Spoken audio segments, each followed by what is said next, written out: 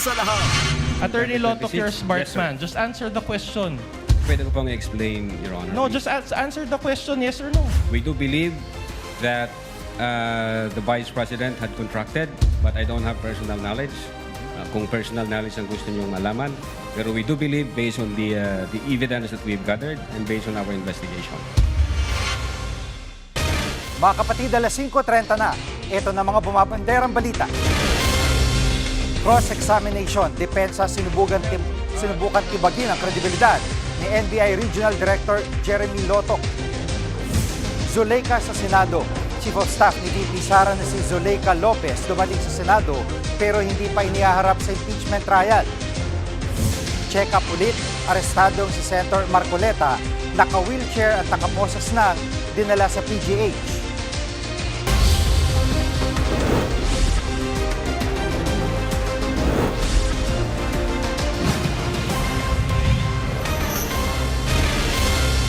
Sinubukan tibagin ng depensa ang kredibilidad ng ikalawang testigo ng prosekusyon sa impeachment trial ni VP Sara. Live mula sa Senado, nangungun sa balita si News 5 Senate Correspondent Mian Los Baños. Mian, paano kinwestiyon ng depensa ang kredibilidad ni NBI BARM Director Jeremy Lotok? Jiggy, bago ko lamang sagutin yan, situationer lang sa mga nangyayari ngayong oras na ito. Simula alas 2 ng hapon, mahigit 3 oras nagtuloy-tuloy yung impeachment trial day 5. Ngayon pa lamang nag-break yung mga senador for 15 minutes and then pagbalik nila ay muli ngang isasalang sa witness stand. Itong si NBI Regional Director Jeremy Lotok. At sagutin ko na yung tanong mo. Sa pagpapatuloy ng cross-examination sa kanya ng mga abogado o ng abogado ng Vice Presidente ay kinwestiyon nga kung meron ba siyang personal na kaalaman tungkol sa umano pagbabanta ni VP Sara Duterte sa buhay ni Pangulong Bongbong Marcos, First Lady Liza Araneta Marcos, gayon din ni dating Speaker Martin Romualdez. Tinanong siya kung meron ba siyang personal knowledge na kung talaga bang nag-hire ng hitman si VP Sara para isagawa yung umano'y banta sa Pangulo dahil ipinalabas ulit, Jiggy, ng depensa yung mismong online press conference ni VP Sara noong November 23, 2024 kung saan sinabi umano yung pagbabanta na yan, ano? At doon sinabi ni VP Sara nga na meron nga siyang hinire na hitman or na tao na papatay sa Pangulo. Pero ang sinasabi ng defense team kanina kay Attorney Jeremy Lotok, may personal knowledge ka ba para masabing totoo yan? Alam mo, Jiggy, nanindigan si Attorney Jeremy Lotok na naniniwala siyang seryoso at totoo yung threat, di umano'y threat ni VP Sara at naniniwala siyang seryoso at totoo na may kinontratang hitman dahil doon sa mga sinabi mismo ng bise sa kanyang online press conference at base daw yan sa mga ebidensyang nakalap ng NBI Cybercrime Unit na pinangunahan ni Lotok nung isagawa yung investigasyon na yan noong 2024. Pakinggan natin yung bahagi ng impeachment trial na yan. Jiggy. Attorney Lotok, you're a smart Yes, sir. man. Just answer the question. Pwede ko pong explain, Your Honor. No, just answer the question, yes or no. We do believe that the Vice President had contracted, but I don't have personal knowledge. Kung personal knowledge ang gusto niyong malaman. Pero we do believe based on the evidence that we've gathered and based on our investigation.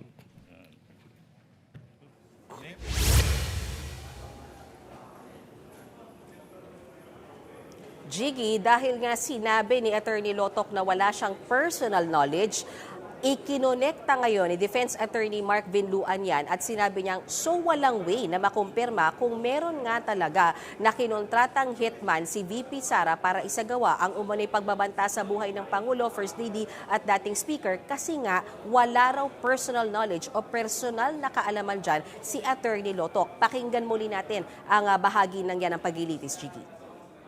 Even if VP Sara said that she already talked to a person, then we cannot confirm the truth because this witness does not have personal knowledge. The defense is entitled to their own conception of things. They're entitled to their own imagination. That's all. At mayan, sinasabi rin ng depensa na may banta rin sa buhay ni VP Sara. Paano ito tinalakay kanina sa cross-examination? Yes, Gigi. Tinanong din ni defense lawyer attorney Mark Vinluan, gayon din ng ilang mga senador. Yung tungkol nga dyan, sa claim din ni VP Sara na sinabi niya rin doon sa press conference noong November 2024 na may banta rin sa kanyang buhay. Ang tanong sa kanya ng mga senator judge, gayon din ang defense team, inimbestigahan din ba ng NBI yung threat to life na yan na sinasabi ni VP Sara? Ang paliwanag dyan ni attorney Jeremy Lotok, wala silang solidong impormasyon na nakuha kaugnay dyan sa sinasabi ni VP Sara na banta rin sa kanyang buhay dahil hindi naman daw nagpaliwanag si VP Sara sa NBI. Ilang beses din siyang pinadala ng sapina pero hindi rin siya dumalo o hindi rin siya nagpakita sa NBI. Therefore, walang mapag-umpisahan ng investigasyon yung NBI. Bagamat ang sinasabi ni Attorney Jeremy Lotok, very sure naman daw siya na ongoing yung monitoring ng NBI kaugnay sa mga threats. Pero magkaiba daw yung sinasabing threat kay Pangulong Bongbong Marcos dahil nga openly sinabi daw ito ng Vice Presidente sa kanyang online press con, whereas yung kay VP Sara ay claim lamang niya at hindi nga raw substantiate. Jiggy. At tila nagkainitan ulit ang prosekusyon at depensa, Mayan. Totoo, Jiggy.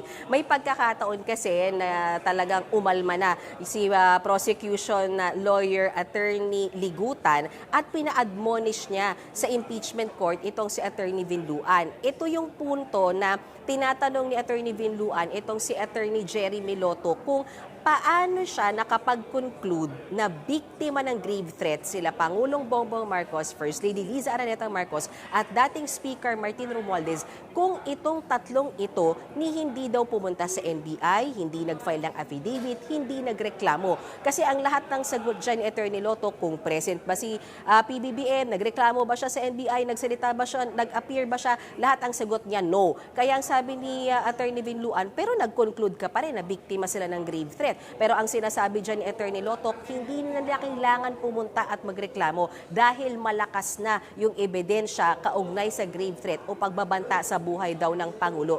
Yan yung medyo napaside comment itong si Attorney Vinluan. Pakinggan natin yung parte na yan ng paglilitis, Jiggy. Nakausap niyo ba sila ng personal? No, sir. And yet, you concluded that they were victims of grave threats, correct? Based on the evidence we've gathered, yes, sir. So without any personal correspondences with them, you came to that conclusion, The evidence is clear, sir. according to you. Oh, objection, Your Honor. I move So- that. Oh, wait. Counsel- We cannot let this No, pass. that's part I of- move, Your Honor, that the defense counsel, with all due respect, be admonished from stating those unprofessional remarks. We are in front of national TV. No, that's That is his answer. If At may mga pagtatanong din ng senator judges sa sinasabi ng depensa na Operation Romanov na manibanta sa buhay ni VP Sara. Anong detalye nito? Okay, Jiggy, lumutang kasi ulit kayo na sa paglilitis yung tungkol dyan sa Operation Romanov. Ano ba yan? Yan yung nauna nang sinasabi na assassination plot laban kay VP Sara at sa kanyang buong pamilya na di umano planong ubusin yung kanyang pamilya, no? Nauna kasing itinanong yan nung isang vlogger dun sa pinag-uusapan nating online press conference ni VP Sara noong November 2024. Yan yung mismong tanong kung saan siya sumagot nung sinasabi nga niya na nag-hire na siya ng tao, napapatay sa Pangulo kung may mangyaring masama sa kanya. So naungkat yan kayo na sa paglilitis kasi ano bang root niyang Romanov na yan?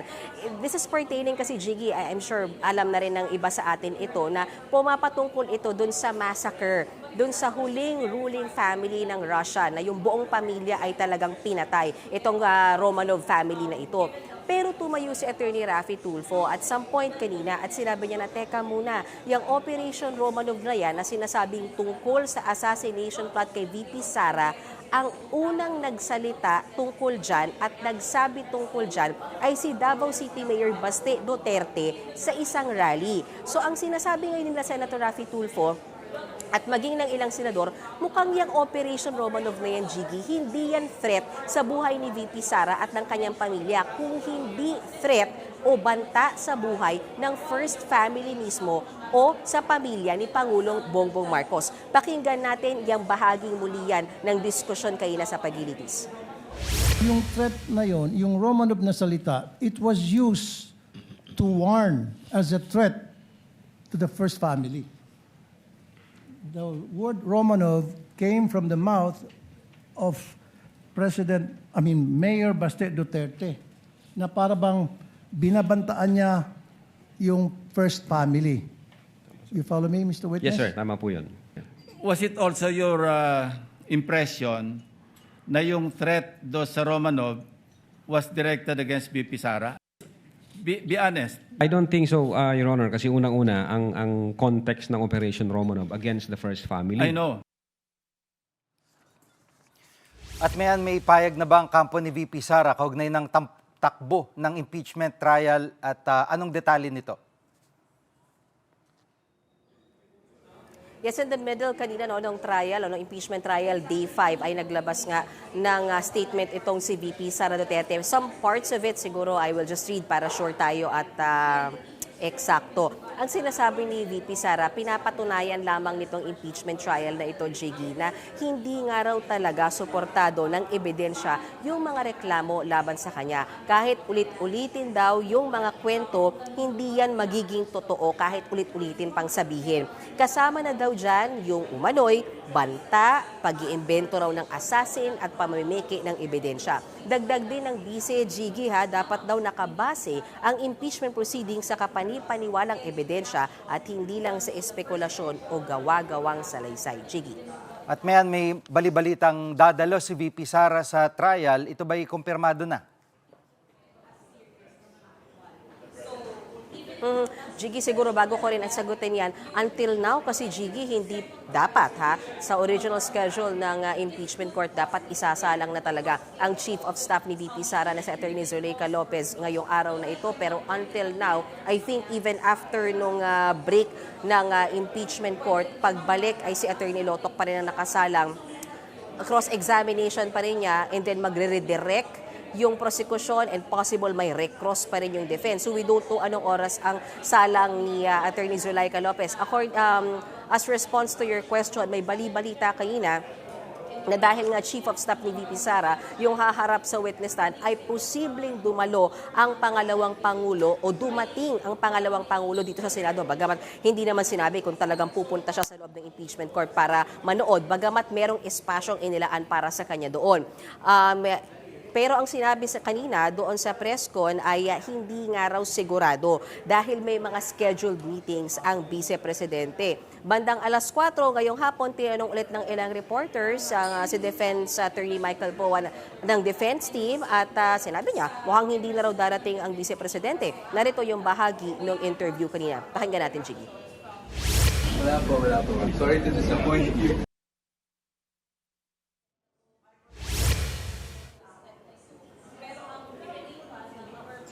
At yan muna ang latest, Jiggy, sa impeachment trial day 5 dito sa Senado. Balik muna sa'yo. Yan ang ulat ni Men Los Baños live mula sa Senado. Naglunsad ng kampanya si US President Donald Trump para buwagin ang International Criminal Court o ICC. Makakaapekto kaya ito sa kaso ni dating Pangulong Rodrigo Duterte? Live mula sa TV5 Media Center, nangungun sa balita si News 5 Palace Correspondent Maricela Lili. Maricel, bakit pinupuntirya ni US President Trump ang ICC?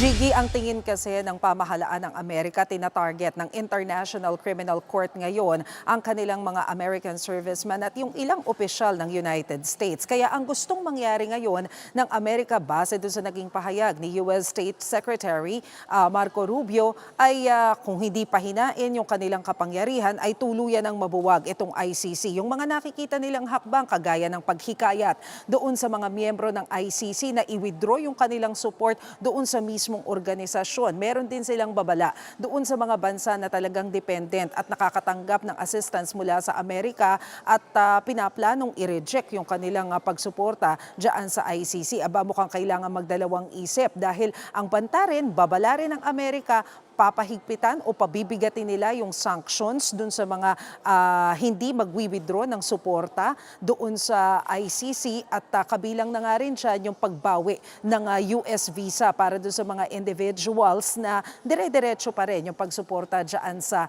ICC.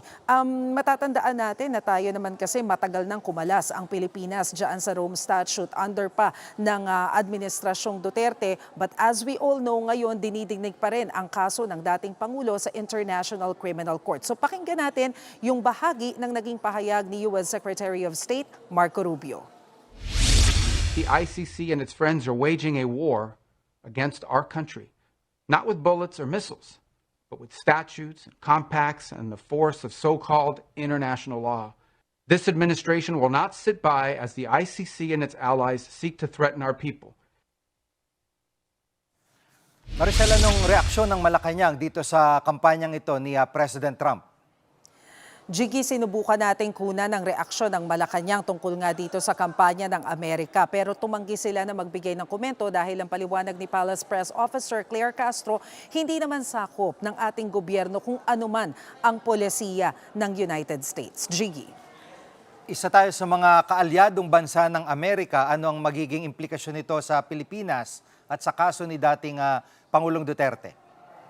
Oo, Jiggy, kanina kinausap natin ang isang ICC accredited lawyer, si Attorney Joel Butuyan, at sinabi nga niya na nakakabahala itong ginawang pahayag ng Amerika laban sa ICC dahil kilala daw ang Amerika doon nga sa pagpapa-implement ng rule of law, international law. Pero parang ngayon gusto nilang mawala na sa kanila yung titulo na yon dahil ang nakakahanay daw nila sa mga ganitong klase ng pahayag ay ang mga bansang Russia, North Korea at China. Pero ang sinabi ni attorney, mukhang sa ngayon wala naman siyang nakikita na anumang epekto nitong pahayag na ito doon sa kaso ni former President Rodrigo Duterte. Dahil ang tingin niya, kaya naman daw naglabas ng pahayag na ganito ang Amerika dahil doon sa paghabol ng ICC, doon sa krimen na nangyari sa Afghanistan kung saan alam natin na inukupa ng US yung ilang bahagi nila dyan at yung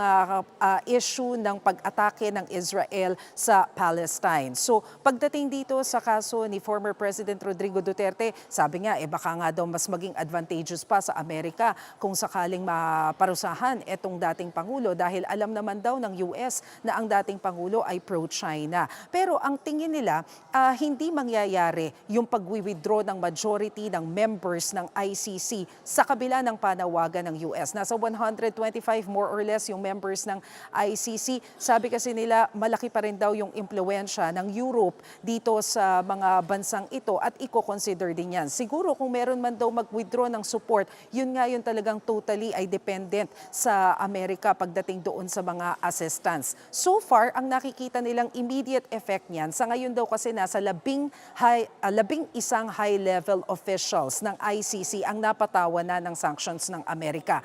2 sa mga ito kasama doon sa mga nag-handle ng kaso ni FPRRD. So ibig sabihin dahil meron silang sanctions, hindi na daw sila makagamit for example ng mga bangko dahil pinagbawalan na silang gamitin, binan na sila ng mga US banks. Tapos ay hirap na rin silang makagamit ng mga TNVS dahil kinancel na daw yan. Yung mga ganitong bagay daw yung nagpapahirap dito sa mga high-level officials na to sa ICC pero wala naman daw silang nakikitang anumang epekto nito pagdating doon sa neutrality sa pagdinig sa kaso. Pakinggan natin ang sinabi ng ICC accredited lawyer.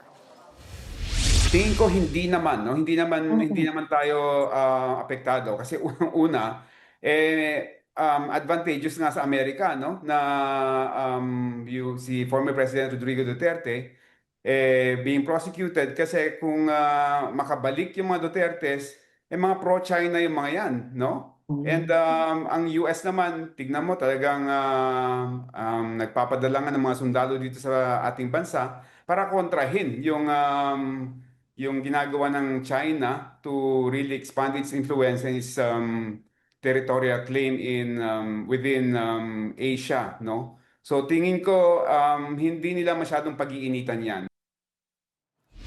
May payag bang kampo ni na dating Pangulong Duterte sa usaping ito, Maricel?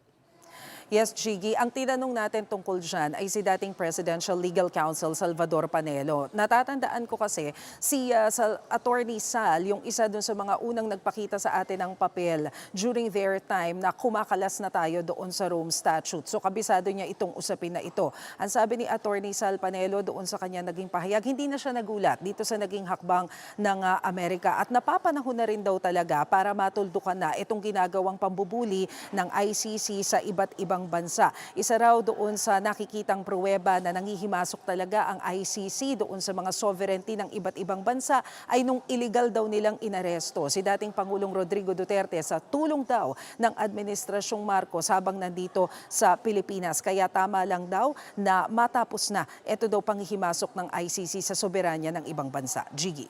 Sa ibang usapin, ano nang nangyari sa state visit ni Pangulong Bongbong Marcos sa Singapore?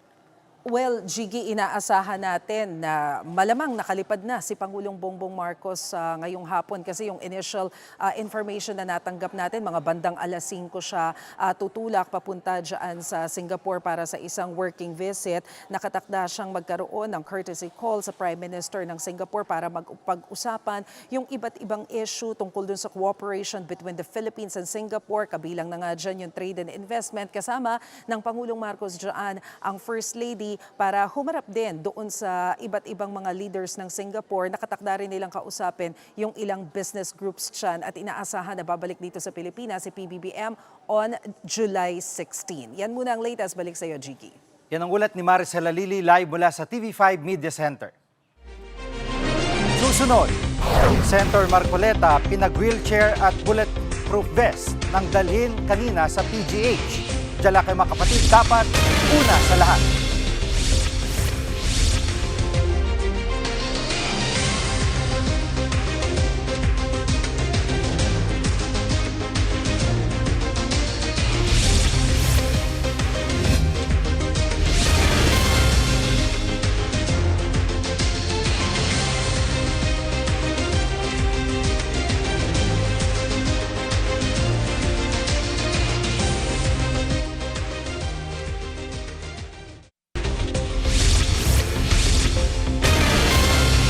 Nagpatutsada ang prosekusyon sa depensa tungkol sa paraan nito ng pagtatanong sa testigo.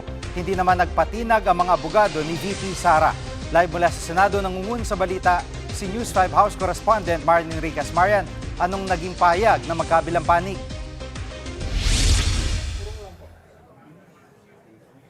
Yes, Jiggy, iginit nga ng House prosecutors na hindi naman nababasag ng depensa ni Vice President Sara Duterte itong argumento ng House Prosecution Panel, particular na dito sa grave threats o yung umano'y pagbabanta ni Vice President Sara Duterte sa buhay ni na Pangulong Bongbong Marcos, First Lady Liza Araneta Marcos at dating House Speaker Martin Romualdez. Ayon pa nga kay House Prosecutor at Bicol Sur Party List Representative Terry Ridon, yung pagki-question nga na puro technical lamang dinadaan ng defense team ni VP Sara. Itong ginagawa nila, doon nila binabanatan at hindi mismo sinasagot o pinupuntirya yung kumbagang aktwal na pagbabanta ni VP Sara. Kagabi nga, kinuwestiyon ng defense team ni VP Sara itong sa cross-examination, itong si NBI Regional Director Jeremy Lotok at ang sumentro nga doon sa technicalities, discrepancies ng dokumento gaya nga po ng mga typographical errors sa petsa, sa mga docket numbers at maging sa spelling. Narito po yung pahayag ni House Prosecutor Terry Ridon. Yan na ba yung best nyo? Parang galingan nyo pa na onte. Hindi nagbabago yung fact na mayroong nagbanta, mayroong pagbabanta, at mayroon pong pinagbantaan.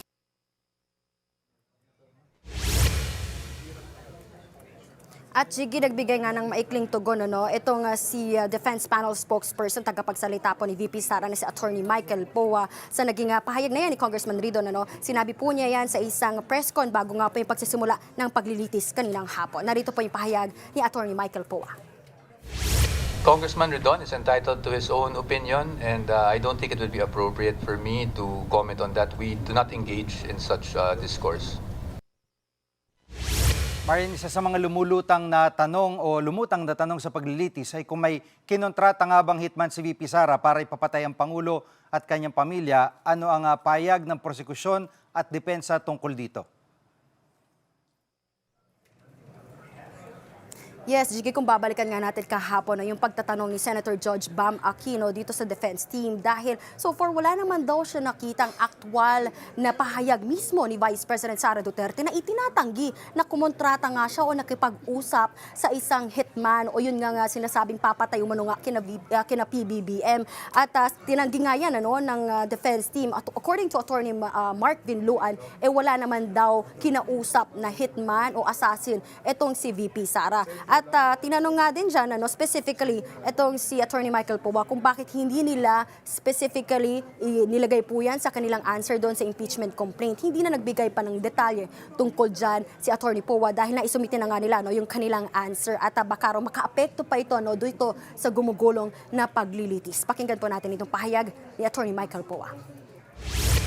And I think the issue here is whether a specific denial is even required in a proceeding, knowing fully well kung ano yung charge against the Vice President, which is a grave threat, yung pinapalabas sila na charge.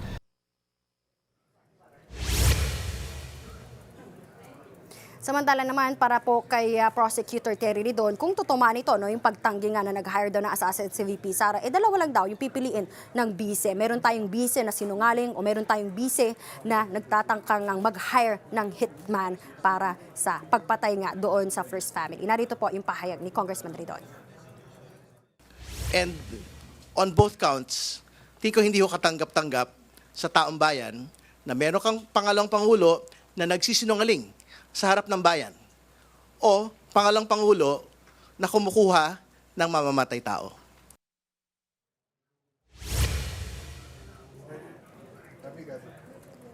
Samantala, Jiggy, nagpatutsada naman itong House Prosecution Panel katatapos lamang magpa-press con itong mga tagapagsalita ng prosekusyon at sinagot nila itong mga bagong pahayag ni VP Sara na ginigiit ng bise na wala naman daw ebidensya laban dito nga sa ginigiit na pagbabanta umano niya sa buhay ni na Pangulong Bongbong Marcos. Ayon nga po kina Congresswoman Reneco, tagapagsalita ng prosekusyon, pareho raw ba yung pinapanood ng bise at yung pinapanood ng taong bayan na impeachment trial dahil nakita raw ng sambayan ng Pilipino ito ngang video ng kanyang pagbabanta sa Pangulo. At para naman po din sa spokesperson na si dating Congressman Ace Barbers, maging yung video na ginamit na ebidensya ng prosekusyon ay gayon din yung ginamit ng defense team sa kanilang cross-examination at hindi naman nila tinanggihan itong pagbabanta ng bise. Only that it is justified. Yan muna ang latest. Balik sa iyo, Jiggy. Yan ang ulat ni Marian Enriquez live mula sa Senado. Dinala na sa PGH si Senator Rodante Marcoleta para sa mailalim sa ilang pagsusuri. Live mula sa Camp Crame, Quezon City, nangungun sa balita si mobile journalist Jazz Paredes. Jazz, para saan ang mga test kay Senator Marcoleta?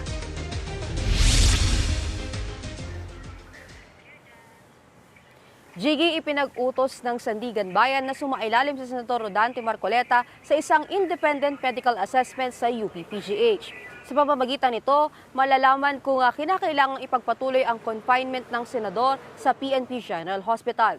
Nais din ng korte na third-party hospital ang sumuri kay Marcoleta para mawala ang kaagam-agam kaugnay sa kondisyon ng senador. Kahapon lang sinabi ng PNP na fit to travel na ang senador pero kailangan niyang manatili sa PNP General Hospital para tapusin ang kanyang antibiotics para sa kanyang mild pneumonia. Nauna nang na-diagnose si Marcoleta ng mild pneumonia at degenerative disc disease o sakit sa gulugod. Pasado alas 11 ng kaninang umaga, inilabas si Senador Rodante Marcoleta para dalhin sa UP-PGH. Sakay siya ng wheelchair, nakasuot ng detainee shirt at bulletproof vest. Agad siyang sinuri at ang kanyang vital signs na tumaas daw kanina. Sa ngayon, stable daw ang kondisyon ni Senador Rodante Marcoleta at walang pagbabago sa kanyang kalusugan. Narito ang pahayag mula sa PNP. Rather than doubting yung evaluation po ng ating mga doctors dito ay ginawa po ito ng Sandigan Bayan para po ma-erase na nga any doubts from the public. Yung doubts at yung agam-agam ng ating publiko. Ayaw po natin pangunahan pero we stand by our doctors here na they will not gamble with their futures, with their careers para po walang reason para gawin po nila yan. At just naging maigpit ang seguridad para kay Senator Marcoleta. Ano ang paliwanag din dito ng PNP?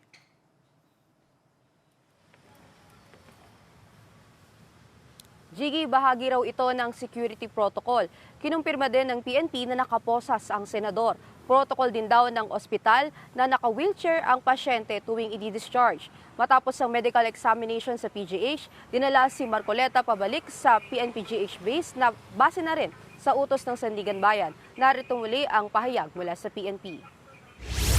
You know, it is a procedural na procedures namin yan, no?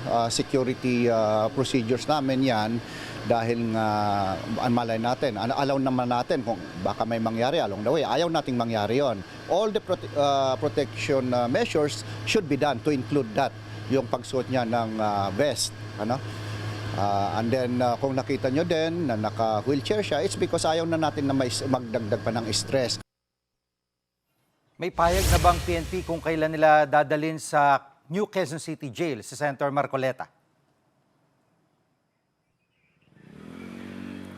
Jiggy, sa ngayon, hindi pa tiyak kung kailan. Posibleng bukas para malaman ang desisyon ng Sandigan Bayan kung inilipat na si Marcoleta sa New Quezon City Jail. Isa sa basehan niyan ay ang magiging resulta ng independent medical assessment na isinagawa ng senador sa UPPGH. Ayon sa CIDG, naipasa na ang medical reports ng PNPGH patungo sa UPPGH. Kinakailangan ding personal na magpakita ni Senador Rodante Marcoleta sa Sandigan Bayan bukas ng umaga. Yan muna ang latest. Balik sa UJG. Yan ang ulat ni Jazz Paredes live mula sa Quezon City. Susunod, Bagyong Josie humina na, isa pang bagyo na buo sa labas ng PAR. At sa dokumentado, ang kwento ng mga taga-Baseco na magdamag o magbalat ng bawang para kumita. Huwag kang bibitiw, dapat una sa lahat.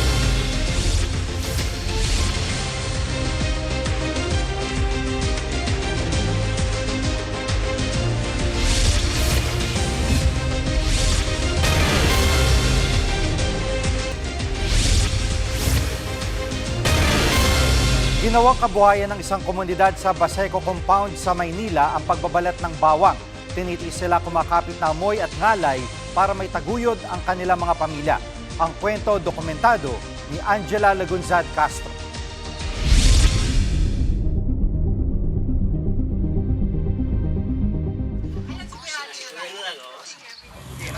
Alam mo, ano kabataan ko?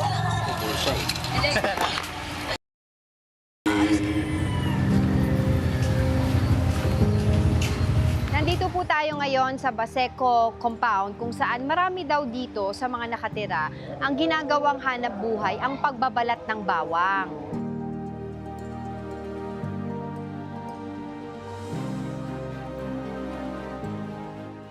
Manong, saan po ba dito yung mga kalye kung saan meron pong nagbabalat ng mga bawang? Marami po rito, ma'am. Oo. Sana po sa mga iskinita na po. Pwede po pahatid ako dun? Sige, thank you po. Tagal na po.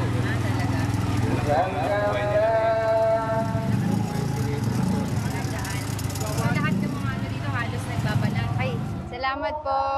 Thank you.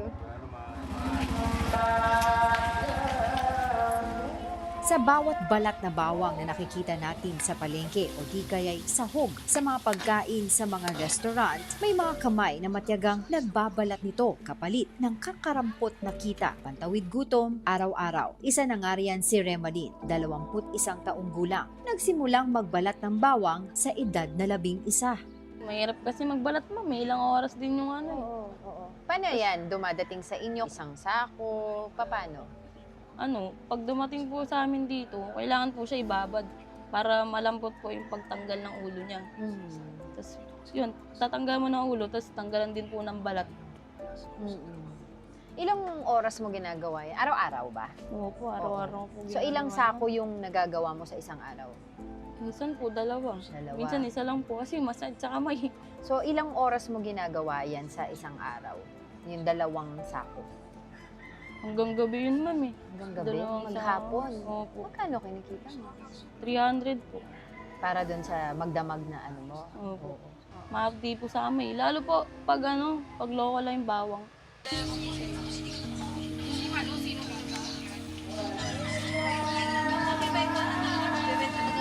lamang ito doon sa mga kalye kung saan marami ang mga residente dito sa Baseco community ang nagbabalat ng bawang. Ilang years yun na po itong ginagawa? Tagal na po. Nasa 4 years na. Dilaw na po yung kamay nyo. sa pagbabalat. Ang iba naman dito, dumidiskarte na lang para iwas inip sa pagbabalat. Meron po kayong cellphone habang nagbabalat para hindi po kayo mainip. Ilang taon niyo na po ginagawa itong pagbabalat? Ako kasi mga ko na siguro, abot na siguro 8. 8 years na rin po.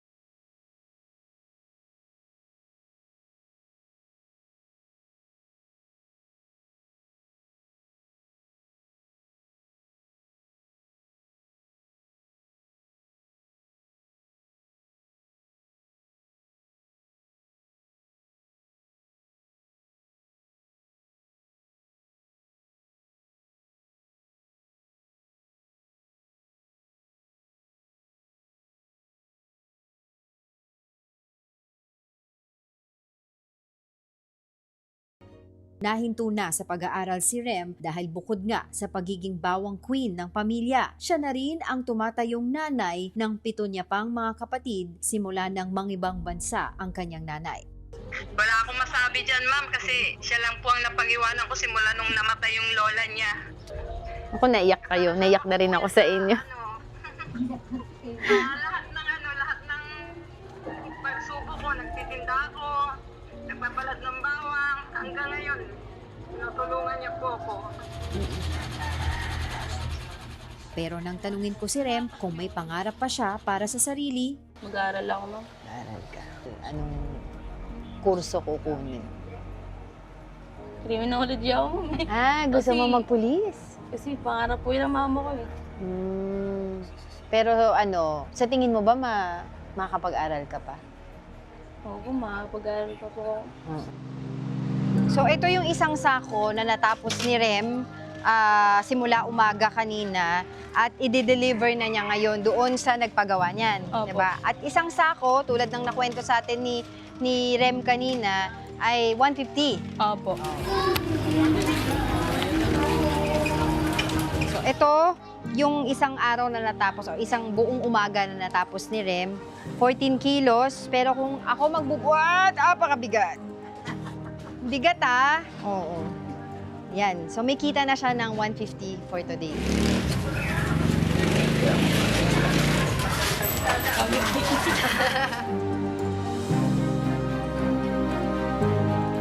Ang bawang ay maaaring ordinaryo ngunit mahalagang sangkap sa pagluluto. Sa bawat hubad na bawang na nabibili ay may kwento ng pagtsatsaga at pagsusumikap. At sa bawat butil ng bawang na ito ay katumbas ng pudpud na mga daliri sa pagbabalat, ngawit sa likod at pag-asa na magkaroon ng kaunting kaginhawaan sa buhay.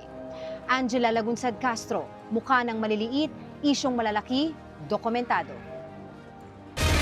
Susunod, Alex Ayala pinarangalan ni Pangulong Marcos para sa kanyang tagumpay sa tennis. Huwag kayong bibitiw, dapat una sa lahat.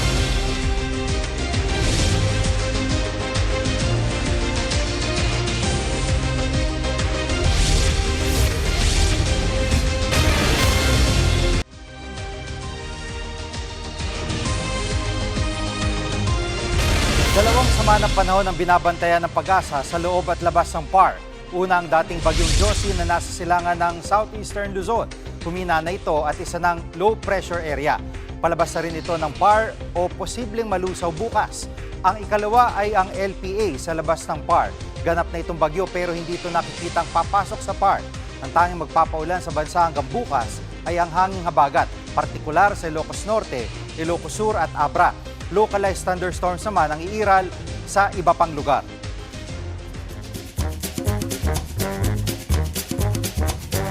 Pahabol mga kapatid, fanboy modes Pangulong Bongbong Marcos ng personal na makasama si Pinay tennis sensation Alex Ayala. I'm a fan, so I'm gushing, okay? I'm sorry. I'm a real fan of yours. And one day, I hope I will get the opportunity to watch you kahit na hindi Grand Slam, kahit na anong tournament. Basta manood lang, mag-practice ka. You will see already how... Inimbitahan ng Pangulo si Ayala sa isang homecoming reception sa Malacanang kahapon. Yan ay matapos sa makasaysayang kampanya ng 21 anyos na tennis star sa Wimbledon. Si Ayala ang kauna-unang Pinay na umabot sa round of 16 ng torneo. Proud moment para kay PBBM ang naging tagumpay ni Ayala dahil dito ginawaran siya ng presidential citation. Nagpasalamat naman ang tennis player sa pagkilala. Lubos kong ipinagmamalaki ang pagiging Pilipino.